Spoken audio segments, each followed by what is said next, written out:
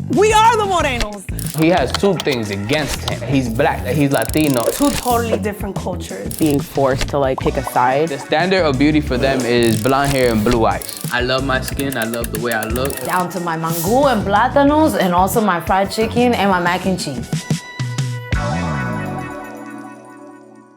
Why can't I love my trap and my hip hop, but love my merengue and my salsa? The term Afro-Latina to me means embracing two totally different cultures, my African background and being Latina. To me, it's all about the importance of embracing my blackness, coming from the African diaspora and enjoying all of what my culture means and has to say. Down to my mango and plátanos and also my fried chicken and my mac and cheese. People always confuse what my ethnicity is, and you always get that when I start speaking Spanish and people are like, oh my God, where are you from? I get mistaken for African American and Armenian all the time. People are confused all the time because of my hair, or I don't look like your average Latina, whatever that's supposed to mean. Coming up as a child, I always lived Afro-Latino anyway. So it was really never picking a side, it was just a way of life. When you're with your family and you're growing up, it's like, oh, don't talk a certain way. Or, oh, why are you acting so Dominican? Why are you acting so crazy? Or why are you acting so black right now? And you always hear that all the time growing up. And it's like, what does that even mean? I am me. Like, I'm not trying to act like anything. This is who I am. Siempre I wasn't Spanish enough, or I wasn't black enough, or you trying to be black, or you trying to be Spanish. It's like, why can't I be both? Why do I have to choose? Why can't I just, speak Spanish, but then, I'm from the Bronx, give them some of that. I feel like it's okay to be both. I think we're definitely embracing the Afro-Latino culture now. It's a movement, it's a strong movement. I know it's a label, but I'd rather a label than it being something that people are confused about. I'd rather it be a label than children not knowing who they are or what they are. Social media is growing rapidly, and we're living in an age of technology where we see the Afro-Latinas out there, we see the Afro-Latinos out there, and it feels good, it feels great. We're finally being recognized. Own what you are. I remember when I first discovered what black was, and then people kept calling people black. I remember like black, oh he's black, oh she's black. I'm like, black? They're not black, they're brown. They're dark brown, that don't make no sense. Being proud of my African roots is something that I don't take lightly, and I embrace because it's part of who I am. Nosotros queremos un mundo que decimos que tenemos un latino unidos, pero con el mismo tiempo tenemos que terminar la discriminación entre nosotros los latinos. Estamos como estamos porque somos racistas entre nosotros mismos, entre nuestra propia gente. ¿Sabes qué? No nos apoyamos. I always feel like I'm never Latina enough because of my skin color, because of my hair. I would just hear my family be like, oh, don't go out with somebody that's dark skinned, que no salga con un negro. Arregla la raza. Dark skin in the Latino community isn't considered beautiful. We've been colonized so poorly that we want to identify with being white so much, not all of us, but many of us, that we look down on dark skin. Tú como negro latino tienes dos problemas. Primero, eres negro, se te discriminan por negro.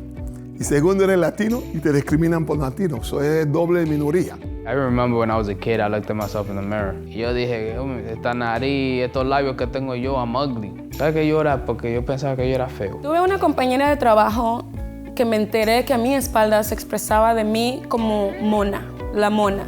¿Sabes qué es lo más triste? Que ella era una latina. I know I always stress to my family whenever they say something like, they'll be like, Julissa, tú y eso moreno. And I'm like, we are the Morenos.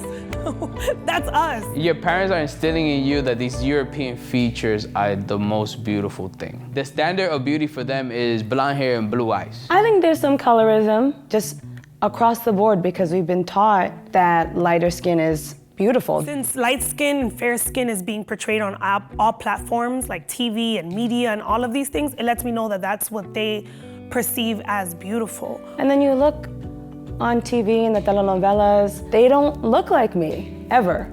The only one I can remember is Celia. Algo que me pasa muy seguido es que las personas dicen, ay, qué bonita eres, para ser una negrita. Entonces, una persona negra no puede ser bonita. Dark skin is beautiful, and it has melanin in it, and it doesn't age. We hate ourselves so much that we really don't understand how beautiful we are. Que yo, por mi color, o por lo que tú crees, tú no me vas a parar, que yo voy a triunfar. En lo que yo voy a hacer, yo voy a triunfar. Embrace the beauty that is you, because most people are trying to look like you. They're going to get their hair curled, they're going to get tans, they're getting injections in their butts and in their lips. They want to look like you. So don't hate you, because everybody wants to look like you. Si había una fórmula, yo creo que ya lo habíamos arreglado, no hay ninguna fórmula. Tú como individuo tienes que enseñar a tu gente de ser orgulloso de ser lo que eres. Somos negros y debemos ser orgullosos de nuestra raza. And it's okay to be brown and dark, and it's okay to have beautiful, big lips and features like this. It is okay. It is more than okay, actually, because the world changes and moves in different rhythms. And right now, people want to look like us. Yeah, now we won't talk about Sammy Sosa later because Sammy Sosa ya no es negro. Imagínate. So what we're doing today is Afro-Latino history. Ooh. We're gonna talk about Roberto Clemente. The reason why we're doing this is because there's not a lot of videos that talks about Afro-Latino history. Or highlight them. Roberto Clemente is one of the most prominent Latino baseball players. That I knew. Yeah. That Of all time. Of all time. Roberto Clemente was born on August 18, 1934 in La Carolina, Puerto Rico. Oh, cool. He used to work with his father in the sugarcane fields. He was the youngest of 7 kids. Dang. Yeah, tú sabes. But I feel like back then, that's just what it was. Like, you had more children. Y mucha gente no tenía mucha protección como tenemos hoy. Oh, no lo usaban. Every day he would play baseball. Even if it rained, he was out there playing baseball. If it was muddy, he was out there playing baseball. He had a real love. That's when Yeah. you know you really love what you do. In 1954, he was signed to the Brooklyn Dodgers. But the Brooklyn Dodgers didn't really use him. Why? Because he was black. People are saying they grabbed him because they didn't want him to get signed to the Giants. People do stuff like that. They're like, Yeah. oh, let me book you. Let me give you a holding deal so Yeah, that yeah. you can't be great You can't over go there. nowhere. That's messed up. But in 1955, he was signed to the Pittsburgh Pirates. And I just want you to get the aesthetic of the time. That's 7 years after Jackie Robinson broke the color barrier. You know, this guy is an Afro-Latino. Now he has 2 things against him. The first one is that he's black. The second one is that he's Latino and he can't hardly speak English. All they're against him at this point. So all he could do is play the game. Well, even when it comes to eating, Roberto Clemente would have to stay in the bus and stay with the people of color, and they would eat in the bus while the white players ate in the restaurants. That's nuts. On top of the fact that, like, if he came from Puerto Rico and he was over there, none of that was happening over there. None of that was. So to come to another country and then experience all of these things, you come to like the land of the free. He's like, wow, I'm gonna play baseball. I'm gonna do all of these amazing things, and then all of these other things happen. This experience has led him to say this: I am in the minority group. I am from the poor people. I represent the poor people. I represent the common people of America. So I am to be treated like a human being. I don't want to be treated like a Puerto Rican or a black or nothing like that. I want to be treated like any person. What's crazy is that that can still be applied today. Besides having all the cards stacked against him, Clemente was elected the Baseball Hall of Fame in Cooperstown in July 1973, becoming the first Latin American player ever to receive the honor. He won 12 Golden Gloves consecutively. He's recognized as one of the best defensive baseball players of all time. That's amazing. The first Latino? The first Latino. Interesting. And Roberto Clemente is not a story that's told. At all. This is not somebody that's talked about. Clemente has 200 different parks and 40 different schools named after him in his honor. On December 31st, 1972, Clemente died in a plane crash as he was bringing supplies to earthquake victims in Nicaragua. Look at that. He was doing a good deed, and unfortunately, that's what happened. At first, they sent a plane, and that plane was overtaken by a guerrilla and was stolen. It never arrived to the people. So he was like, you know what? The second plane, I'm gonna make sure it gets there. Nobody's gonna steal it. So he got on the second plane. The second plane never got there. It's crazy how, like, him being somebody of una isla that's so close to us, that I didn't know all of these things and I didn't know the history of it. He was like after the Jackie Robinson, and I heard, how many times have I not heard of Jackie Robinson? There's even a movies. movie. Yeah. All of these things, and then you can't even tell me that there's someone who like is of me that maybe I could relate to, that maybe I could be like, wow, look, someone of like my culture. Tenemos que hablar de nuestra gente, and you know, Black history is also our history. Absolutely. I want you guys to let me know, who is the next person you guys want us to talk about? Like, Yeah. Stop. What you heard about Afro-Latinidad may be wrong. It is very controversial. It gets people going. It gets people arguing on the internet. But you must be informed and understand that not only are we here, we are valid, we are valuable, and we have something to say. And yes, we exist. I'm Puerto Rican. I was raised by a Cuban stepfather. I'm Panamanian Colombian on my mom, and my dad is Iranian. I was born in Maryland, but my parents are from Dominican Republic. I was born in New York City. My parents are Puerto Rican. From Los Angeles, California. My dad is Mexican American and my mom is African American. Oddly enough, white people and Latinos have the same reaction sometimes when you say like Afro-Latin, like, no, you're Latin. What are you talking about? A lot of times, it's not necessarily positive or negative, it's just like being forced to like pick a side. I get a lot of me being forced to denounce that I'm Latino. It's the worst being told by Latinos that you're not black, you're Latino. And then by black people, like, you're not black, or you are black. Or you're Latina, which means you're not black, because some people don't know the difference between ethnicity and race. And then the people who you are supposed to be a part of categorize you according to your blackness. I'm telling you, the debates I have had with people about me saying I'm black. It's kind of confusing for your own like identity. That just puts you in a place where you start breeding resentment if you don't know who you are, and you start feeling left out and feeling alone because there's no group for you. It's hard to find a place where you feel right, or you feel like you belong, you're not forcing your way without imposing on someone else's like culture. So no, I'm not African American, and I respect that because the African American journey is a valid journey, but that doesn't dispute that I too am a descendant of a slave and I come from the continent of Africa, and that does not invalidate my connection to my Afro-Latinidad. The idea that we were a melting pot, the philosophy of like us being a melting pot and us just being brown. It was beautiful in the sense of like we all were coming together, but it took away a lot of like our blackness and our indigenous roots because we just focused, of course, on what we knew, and it was what was given to us by the Spanish, by the people who conquered us. My family always preferred to identify as more European. Well, not necessarily my parents, but my grandparents. They grew up in a time where being black was really negative, and there were real serious repercussions for being black in society and moving in the world as a black person. They definitely handed down that negative ideology of like, no, you're not black, you're Spanish, or you're mixed with European, and definitely wanted to elevate the European aspect of our bloodline. On my Dominican side, you hear a lot of Dominicans saying, oh, I'm not black, I'm Dominican. You can be Dominican and be black, and it's okay because there's nothing wrong with being black. It's so beautiful. Black people are the most proud. They pioneer their own culture, their own subculture, their own like way of saying this and that, going about it and feeling beautiful for themselves because they're not getting it from the environment we are in America. I love being Afro-Latino. I feel like we have the best of both worlds. Where do I start?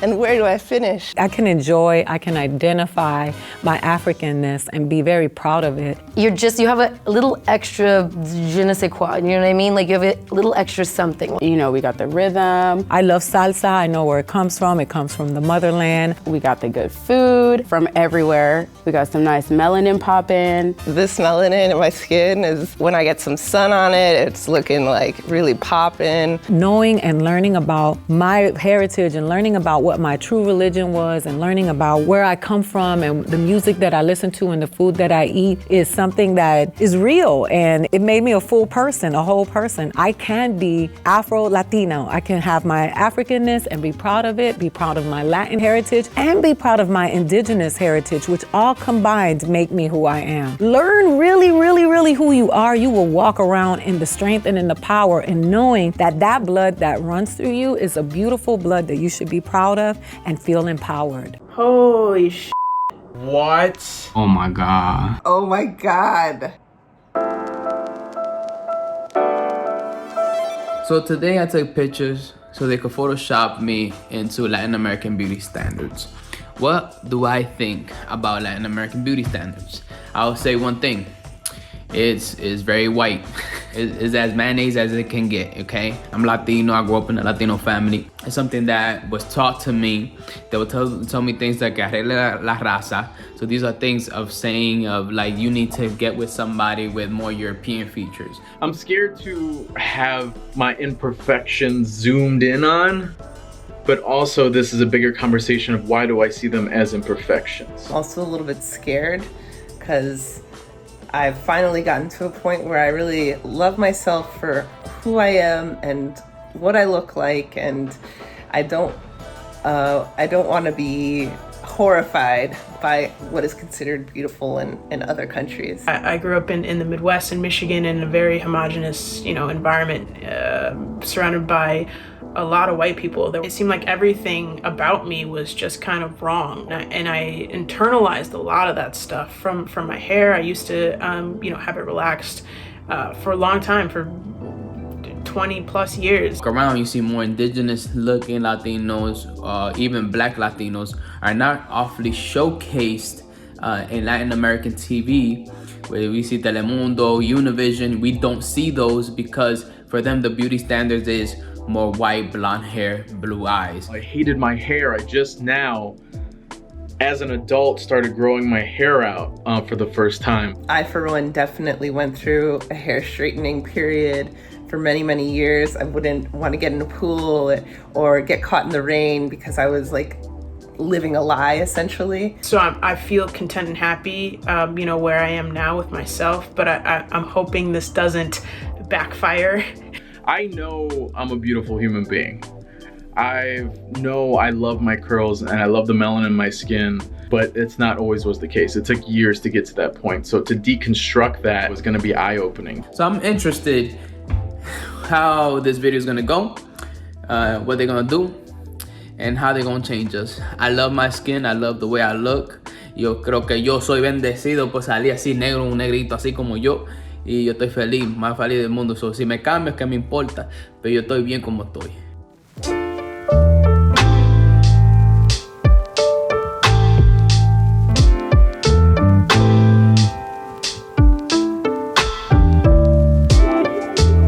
So today I'm gonna see the picture on the beauty standards in Dominican Republic. I'm excited to see it. I don't know what to expect, but I'm definitely gonna. But you know what? I know what to expect. I kind of know. Gonna open it up. Oh my God. I hate it. I look like a damn zombie. I look like a vampire. I like a vampire, a Dominican vampire. It's horrible. They gave me like green eyes. They make me lighter. Oh my God, my nose. Look at that nose. Oh hell nah. They should have made my lips smaller. Oh my God. It's hideous. I look dead. That is horrible. I look like the undead. I look like I died and came back. They should have made my lips smaller. Yup, they should have gave me blonde hair, just like they gave me green eyes. That's the beauty standard over there. Yes, that's not the beauty standard for me, porque lo mío es más negro, más chulo. Tú sabes lo que digo. So I'm looking at my before now. This is me. This is what I look like. Holy shit. Okay, so much to unpack here. Right off the bat, my skin's lighter. We kind of knew this though. My nose, I think, is a little skinnier. I have long hair. I have like long, straight hair. And I guess as far as like beauty standards go, this seems like right on with what I thought. In terms of the skin lightening, the longer hair, the longer straight hair too. It doesn't look like it's natural at all. I will say though, this isn't triggering for me in any kind of way. I was so nervous going into this because I was afraid this was gonna like bring up a whole bunch of like stuff, stuff that I thought that I dealt with that maybe I hadn't, or just bring me back to a place where I wasn't feeling good about myself. But like, honestly, I think I look better. That was something that I was insecure about for a long time growing up though, was like the size of my nose. I've learned to embrace it now and love it. And now seeing like what it would look like, I'm perfectly chill with the nose that I have right now. I have to be honest and say that I'm a little nervous, a little terrified, but I also feel like I already know what the beauty standards in Puerto Rico are, And I'm definitely gonna have straight hair, I'm definitely gonna have lighter skin, and I'm definitely gonna have lighter eyes. Those are the beauty standards that I've been aware of since my childhood. Here we go.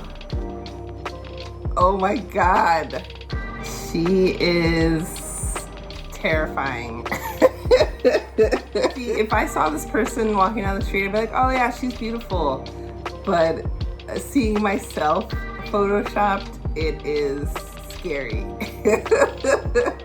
Bigger eyes, lighter eyes, straight hair, lighter skin. My features are like a little finer.